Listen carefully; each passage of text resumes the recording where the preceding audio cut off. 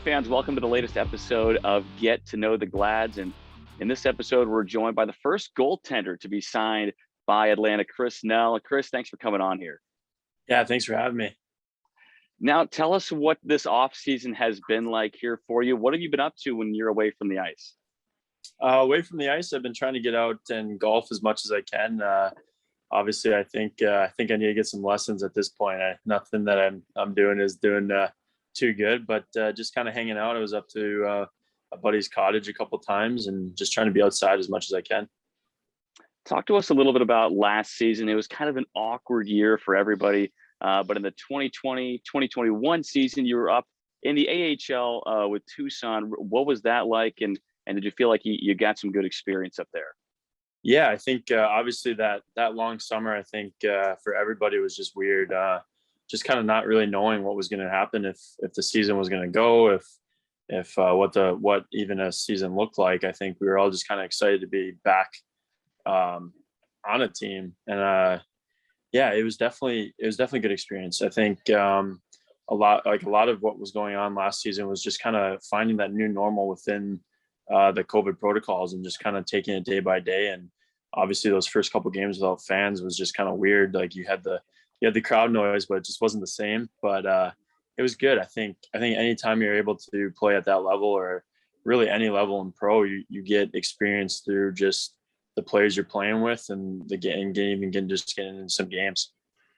Coming up this season, this is going to be your second tour of duty here with the Gladiators. In the 1920 season, you played 24 games with the club, and you were a big part of that run that Atlanta went on at the end of the year, finishing the season on a 10-game unbeaten streak. You were a part of that, winning or going unbeaten in your last 4 starts. What was it like to be a part of that momentum at the end of the season? It was a lot of fun. I mean, anytime you can kind of put together a run like that, I think the room's excited, the guys are excited, everyone's having fun, and it's just you feel almost invincible. You kind of go out every night knowing that you are definitely going to have a chance to win, and that's just that's like a fun part of the game to be a part of. Obviously, you'd rather have it be a 10-game point streak other than a 10-game no point streak, but it's fun because the camaraderie inside the room, everyone's clicking kind of on the same page, and it's just a blast. Now, for you personally, when you're in a groove, is that something that you can feel when you're out there, when you know that, like, okay, tonight nothing's getting by me? Yeah, I think so. And I think like when you kind of get in that rhythm and you're playing well, and you kind of just know, it's just like it's just a confidence thing too. Like obviously if you lose a couple, it's just trying to get back on that winning ways, and you're not really doubting yourself, but you just kind of have that kind of sense of like, I need to do this. But when you're winning and you're in that groove, it's just everything comes natural. You're just out there, you're having fun. The puck just seems bigger. Now, goalies, they have a bit of a stigma of being a little odd, a little bit funny in the room. I'm curious, when you are in one of those grooves, is there anything that you really don't want the guys to do? Are you really just trying to be off on your own, or is there something that a teammate can do that would throw you off? Curious.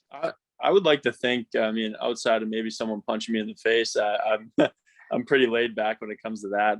Okay. I like to be loose. I feel like when I kind of start to try to be too tense, I kind of get in my own head. I like to just kind of be loose, have fun.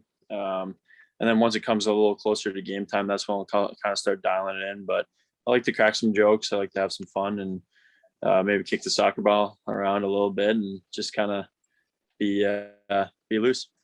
So just business as usual then. Are there any superstitions or anything like that? I think you got to have a couple, right?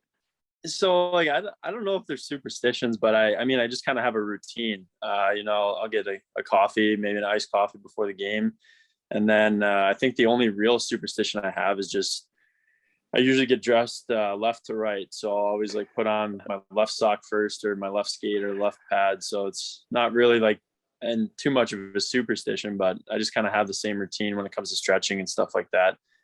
Nothing like crazy, like bang my stick off the post like 4 times or something, but I think it's just more of a routine at this point. Okay, left to right, got it. I Yep. do want to go back to earlier in your career when you were signed to an NHL contract with the New York Rangers. What was that like to be a part of an NHL organization like that, kind of in their system? What was that experience like?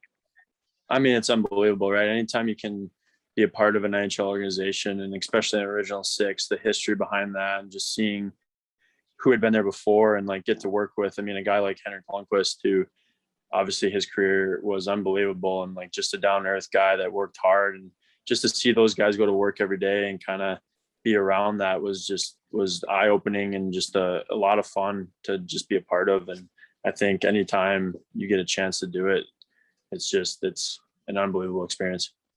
What were some of the biggest things that you were able to take away kind of from that room, I guess, and that experience that you can bring down and apply to the minor leagues, the AHL and the ECHL as well?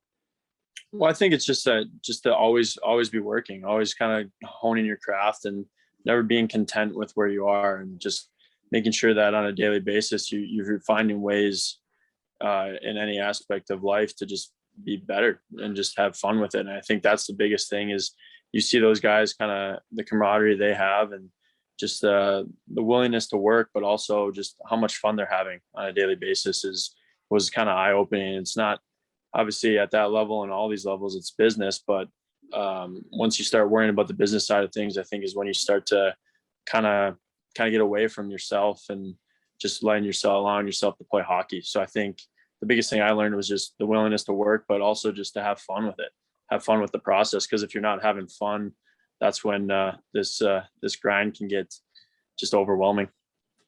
Now, one element that is present in both the National Hockey League and still is here down at the ECHL is the travel. I'm curious, when you're on these road trips, kind of where are you at? What are you doing on the bus or the plane? Are you playing cards? Or you just kind of listening to music or watching Netflix or something?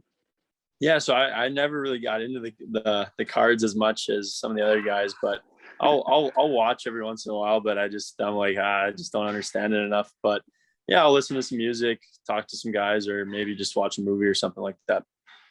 Gotcha. Now, what about any like pranks in the locker room? I know you kind of haven't got the feel yet for this season with the Glads, but in the rooms you've been in the past, have you been involved with any of the pranks? Because once those started, they can be pretty hard to stop.